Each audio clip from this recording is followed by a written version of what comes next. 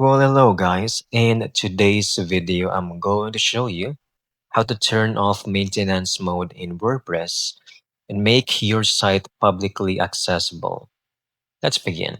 First, open your WordPress website, click on the login button at the top right and sign in with your Google account to access your dashboard. From your dashboard, go to the settings section over here on the left panel. Uh, Click on this and you should have a section over here called hosting features to access more site options. But if not, it should also be in the reading section. It depends on the version of the WordPress you have. Now, find the site visibility section and switch your site from private or maintenance mode to public so visitors can access everything. So here, this is what it looks like. Site visibility. If it's on maintenance mode, it should be coming soon.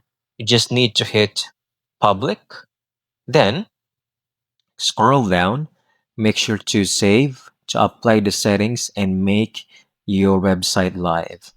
And that's it. Your WordPress site is now live and publicly accessible.